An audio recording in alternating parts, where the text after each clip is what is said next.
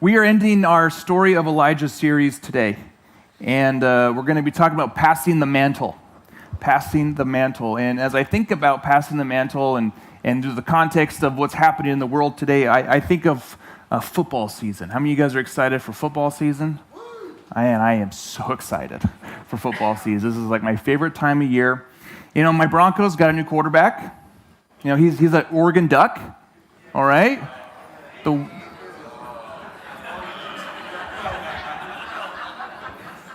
All right, his name is Bo Nix. All right, I think we're going to be pretty good. I say that every year, and for the last decade, it's not happened. I said the same thing when we got Russell Wilson. Thank you, Seattle, right? Come on, West Side. Help a guy out here. But no, he's the first rookie quarterback to start for Denver since John Elway, 1984, 41 years since this has happened. This is a big deal, and obviously John Elway, one of Pullman's finest, right? Big confirmation of how I knew I was in the right place was when I realized John Elway lived here. You know, I can only hope that Nix is truly the next one to carry the mantle of John Elway. John Elway, one of the best football players of all time. You know, taking up John Elway's mantle is what everyone's talking about with Bo Nix. There's a lot of similarities to how they play and who they are, and I can only hope that's the case as a struggling Denver Bronco fan for the last 30 years of my life. You know, in this coming of the phrase, passing of the mantle, it's something that we think of all the time. We probably have said it. It's a common phrase within our English language. Well, the story that Matt just read is where we get that phrase from. The passing of the mantle is where we get that phrase from. We use it in all kinds of different contexts, including in sports. Right, we use it in ministry. I remember when I stepped into ministry, it was the passing of the mantle from my predecessor. And so we use this term a lot. We use this phrase a lot, and this is the story where we get it from. The story of where Elijah passes his responsibilities, his powers, his dreams, his goals, his character into his little apprentice, Elisha. Not to be confused. Elisha, where Elisha carries on the mantle of Elijah. And that is a story and a phrase that has entered into our common language. And it's something that has kind of left an imprint in our own way we think about things. So let's talk about the mantle of Elijah. And I don't have a mantle. I don't have a cloak. Anybody wear cloaks anymore? I don't have a cloak. I have a blanket that someone gave me that's been in my office. So this is going to be as close as it gets to a mantle for most of you. And so this is my mantle for today. Oftentimes, a person's cloak, a cloak or a mantle, was used for protection. A lot of times, if you think about in the ancient Near East, many of them were nomads, especially Elijah. He didn't have a home. He didn't have a place to lay his head. So a lot of times, the cloak or the mantle was the only thing he had for shelter. In fact, if you read some of the Torah and the Deuteronomy laws, it says you never take someone's mantle for more than a day because it's their shelter. It's how they sleep. It's what they wrap themselves in at night to go to bed to keep out the elements. It's very important to an individual in the fact of their cloak or their mantle. It's a key characteristic for them as it serves as a shelter. It also shows as a character of who they are. This would have been recognizable. If you had your cloak or your mantle, you would have been recognized. Oh, that's the cloak of Elijah. That would have been something they would have been noticed by. They put it over their heads. E.T. phone home. You always have this. You would have been recognizable. Do I look pretty good? I think I look pretty good. I should pull this off. Ellery? No? Okay. The mantle is very recognizable. It would have been something that would have been seen, appreciated, and it would have been a great remembrance. To carry someone's cloak, you would have been thinking about all the things that they did in that cloak, all the things they experienced, everything you saw them experience while they were wearing the mantle. It's a lot like when my grandfather passed away, I got to take home a lot of his clothes. Did anybody ever do that? Where you go and you take a tie or a jacket or something in remembrance of that person? The cloak would have been very similar to that for Elisha. The passing of the mantle was more than just, here is my power, my responsibility. It was also this remembrance and this character of remembering the things that God did in Elijah. It symbolized not only the power, but the person of Elijah. And I think this was really important to Elisha. As someone who was apprenticing under the person who followed him, who was really his disciple. to be remembering the things that Elijah had done and the character that which he had established, the mission that he was on, the responsibilities that he had would have been important to Elisha. The mantle or cloak symbolized really the beginning of the new journey. And the imagery here is not to be just overlooked. They're at the River Jordan. Now, when you hear about the River Jordan, you think in the Old Testament context, this is something of a new beginning. This is the river that Israel crossed when in the time of Joshua to embark on the conquest of Canaan. It was the beginning of something new. It was the beginning of a new journey, but it was also the carrying on of an existing mission. The existing mission of what Elijah had started, what God was doing through Elijah and the mission they were doing within the context of their time in northern Israel. But for Elijah, it was the beginning of something new. To continue the work of Elijah. He even asked for the spirit of Elijah. He asked for the ruah, that's the Hebrew word for spirit, the ruah of Elijah. Empower me with the same things that you did, and empower me to accomplish the same mission, accomplish the same goals, responsibilities, and power. Confirming and sealing up Elisha, symbolized all within that mantle or that cloak. Really, the passing of the mantle of Elijah foreshadows another time of transition that is important to the followers of Jesus. In fact, when we read this story, for many of us, I think we're going to go back into the discipleship and the commissioning of the disciples in the time of Jesus. I think many of you maybe made that connection as you're hearing about this passing of the mantle. In fact, this whole story of Elijah, everything we've studied for the last month and a half, shadows and foreshadows the life and ministry of Jesus. Have you guys started to see some of those connections as we've looked at this? That Jesus fulfills and even exceeds this great prophet Elijah.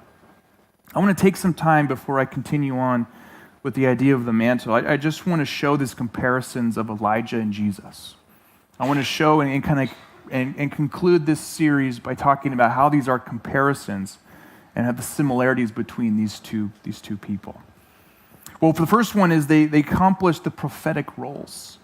The prophetic roles. Elijah performing miracles and calling Israel back into the worship of Yahweh. That's when you see in the Bible capital L-O-R-D, the name of the Lord, Yahweh. He's performing many miracles. He calls fire down from heaven. He raises the dead. Things that would have put him in a prophetic position in the ancient Israel, and in fact exceeded most of the prophets of ancient Israel.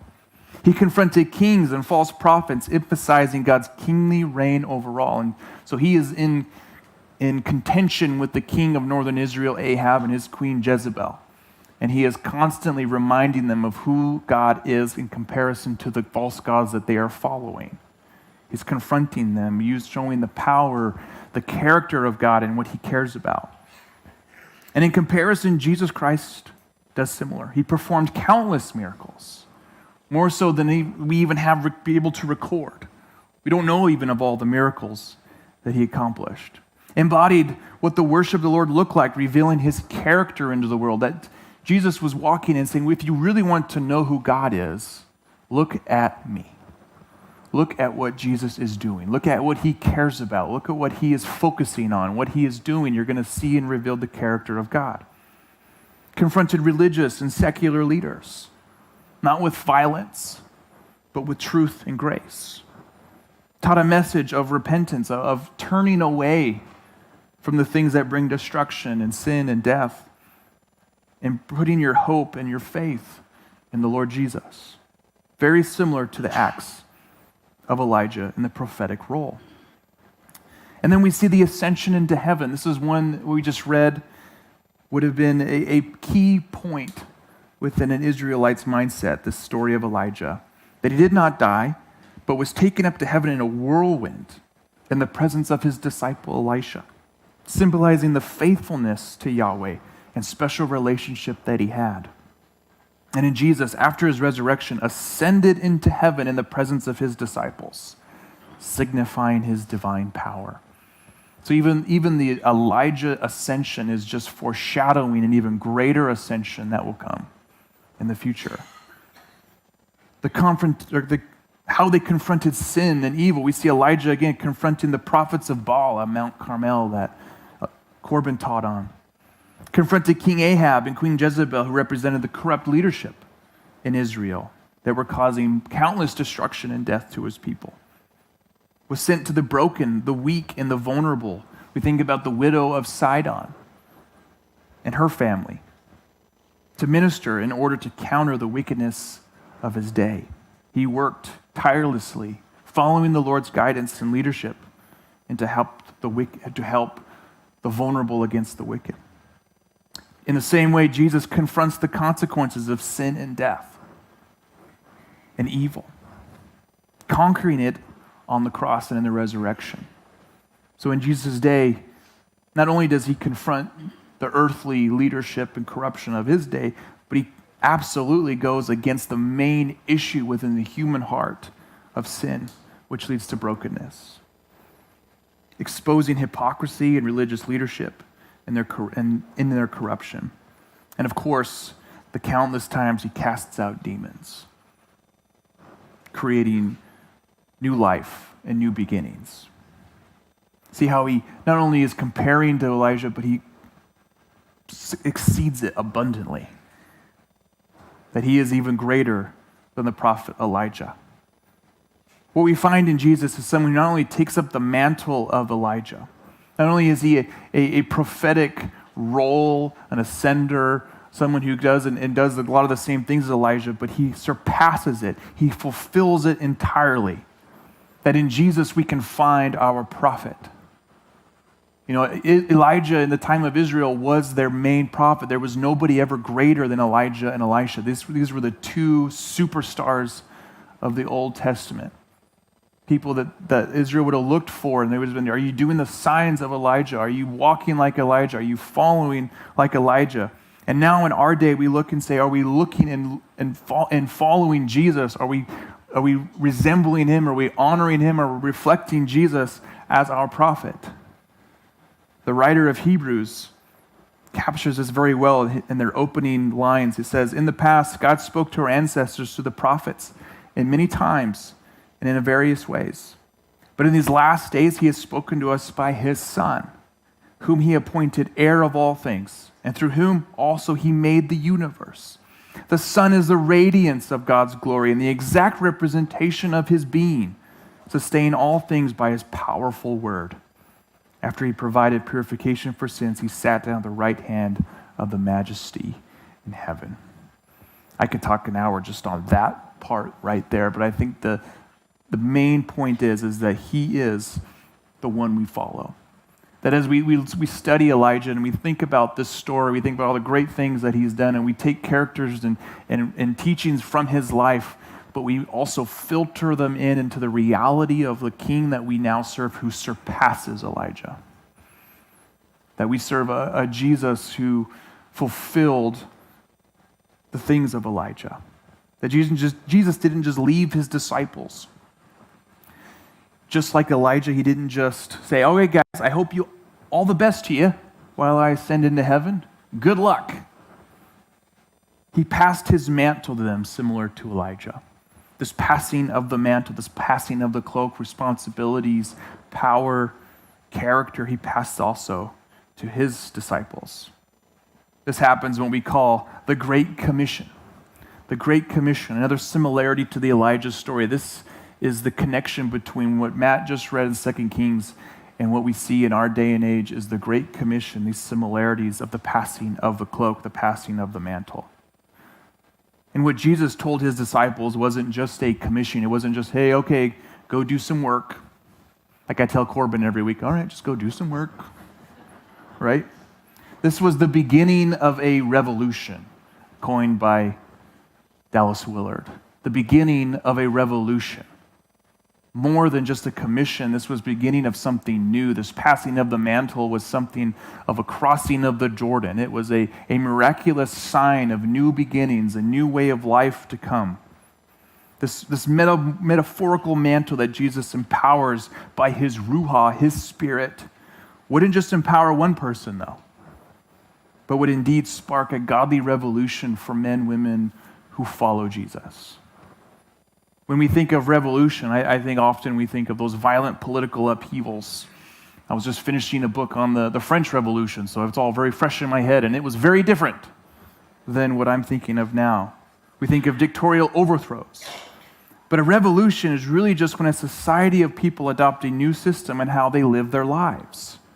A new way of life is the mantle that's being passed from Jesus to his disciples. A new way of living, a new way of reflecting, a new way of representing their God in this world. When we take up the mantle of Jesus, we follow him. We are saying no to our old life and saying yes to a new way of life. We are saying no to our old life and saying yes to a new way of life. How do we do that? What does that look like to carry the mantle that Jesus is passing to his disciples? Well, to take you back to that moment, I want to take you to the top of Mount Arbel. Take you to the top of Mount Arbel. And this is a picture of Mount Arbel, at least the peak of it.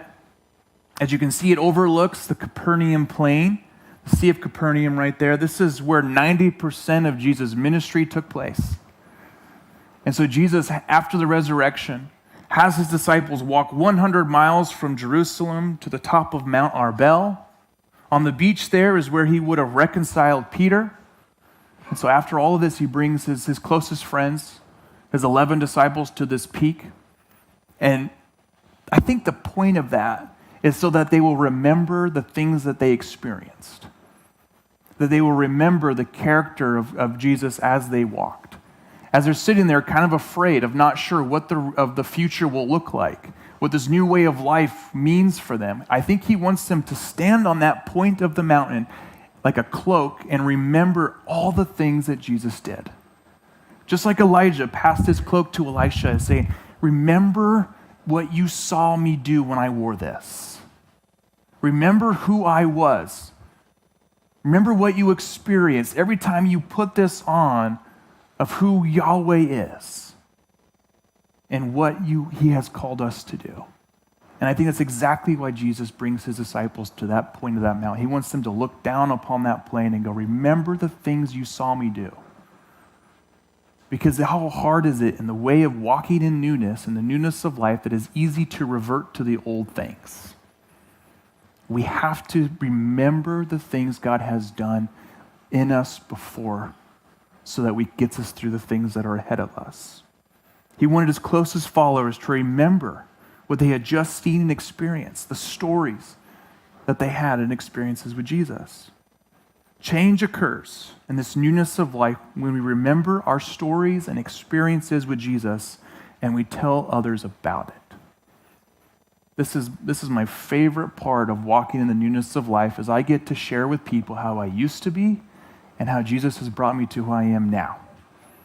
I once was lost, but now I am saved. I once lived in darkness, but now I live in a great light. And there's so much story within that simple phrase for each and every one of us. In fact, the Bible, the book that we study, we look at, we explore, we love, we wrestle with, is stories and experiences of people before us as they've encountered the living and creator God. We get to read about them. We get to explore them. We get to wonder what they meant. For some of you in here, your stories are just beginning.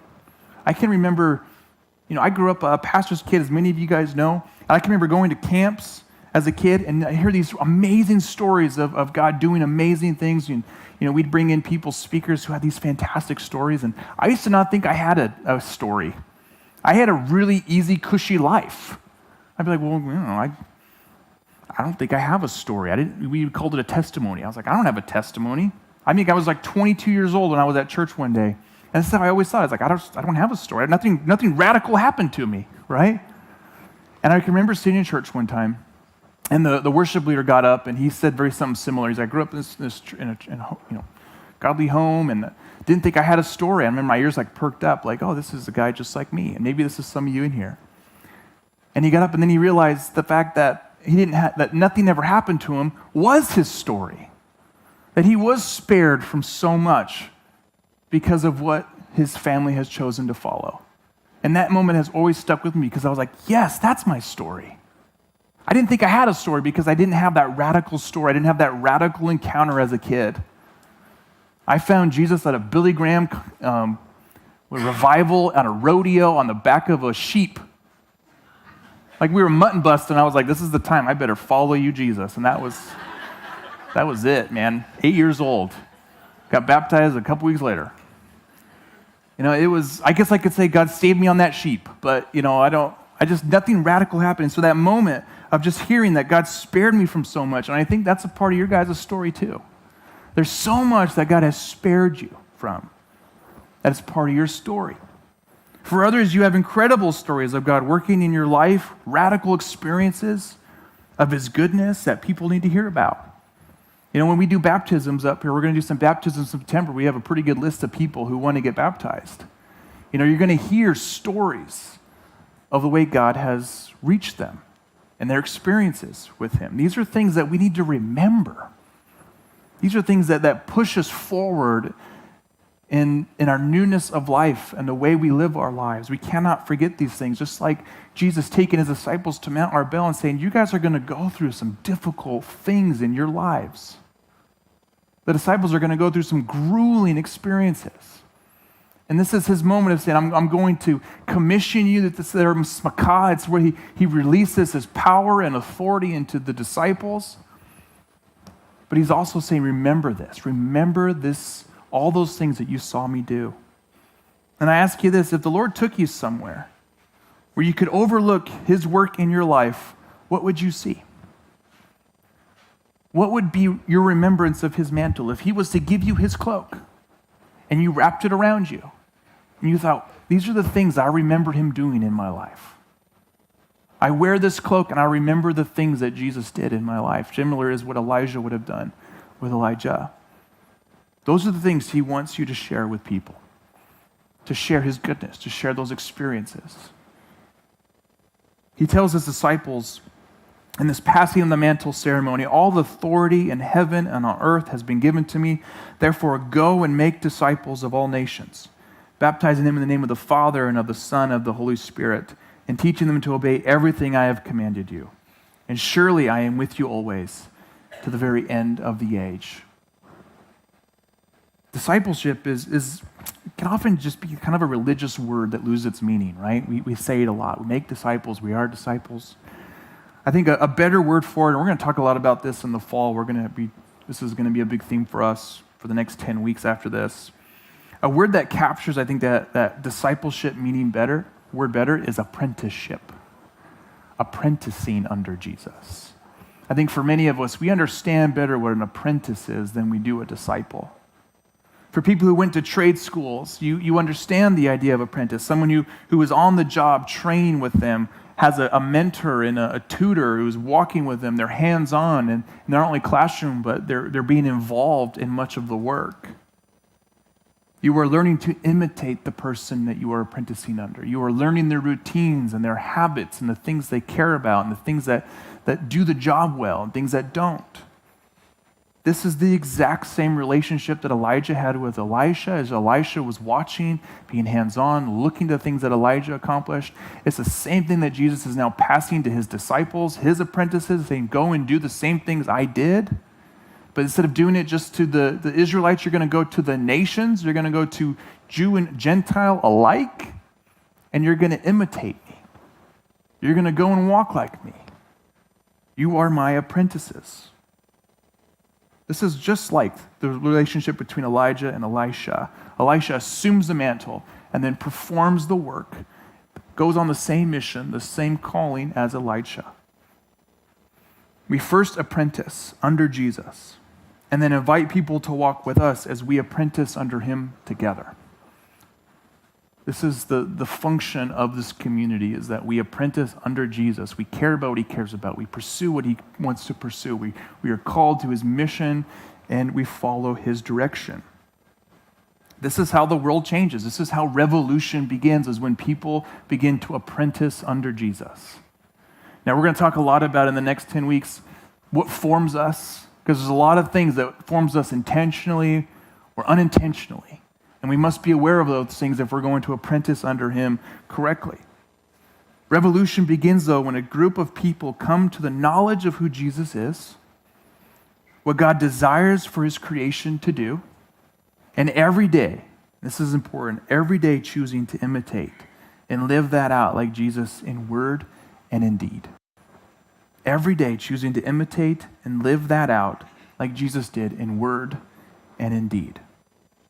That is the call of Jesus as his disciples, is do we imitate him? Do we apprentice under him? Do people look at us as an individual and as a community and they say, I can see the apprenticeship of Jesus in those people. I read about Jesus in this book and I see it in word and deed in his people. This is the assuming and carrying of the mantle. As Brad Gray said about this, he says, as we are a part of following Jesus, part of being a disciple is helping other people stand in the way of Jesus. Do we stand like Jesus stood? To help them understand the scriptures and to faithfully walk it out. If we are missing that, we are missing what Jesus was doing in the gospel stories with these disciples. Do we stand like him? The revolution that awaits this world will be realized for those who stand like Jesus in this world. Have you spent enough time studying him, knowing him, following him so that you can eventually stand like he does? Many of us resemble people and how we stand, our imitations. And so Jesus is calling us to be people who imitate him, stand like him, walk like him, love like him, care for him, confront wickedness like him. People who intentionally love. Love means to prioritize and give yourself to those who you love. And who are we supposed to love? Our enemies. Take that one and sit on that one for a little bit. That we are to prioritize and give ourselves to those who hate us. That is tough, right? To those who come against you, who don't think like you, who disagree with you, who are angry with you. Can you give yourself to them? Can you prioritize them? Is the stand like Jesus? People who reject the hypocrisy of saying one thing and living another. If God was to stand you on that mountain with a magnifying glass and say, hey, you say this thing, but does your word and deed match? Do the things you say match the things you do? Rather than choosing to live authentically and vulnerable lives in the light of the resurrection. That's the way to defeat hypocrisy is to accept authenticity and vulnerability into your life. To not resist it, but to embrace it. To not try to hide things, but to let it be seen. To expose it. To put it out there and say, I don't know what you're going to do with this, but I don't want to hold on to it anymore. People who reject the power plays of the world, but instead use their power to raise up the oppressed, the vulnerable, and the victims of injustice. This is what Jesus did. We don't seek after the power of this world. We don't seek after the things that the powerful desire. This is what Ahab and Queen Jezebel did. The political power plays. The things that were going to make them more successful, the things that were going to make them more prosperous, has led them into false idol worship that led to the sacrifice of innocent children. These are dangerous places to be. We reject the power plays of the world. Instead, we use our power, the power that we have, to raise up other people, to raise up people who have no power, who are vulnerable and victims of injustice. I think ultimately the people who apprentice and stand like Jesus are people who take seriously the prayer of our Lord, that his kingdom come, his will be done on earth as it is in heaven. We can't get sidetracked into this eschatology of saying, well, one day Jesus will come back and he'll just fix everything. True. But he's also given us a lot of things to do here now. There's a reason that Paul says that we are God's handiwork, that we are his poemas, we are his poems in this world.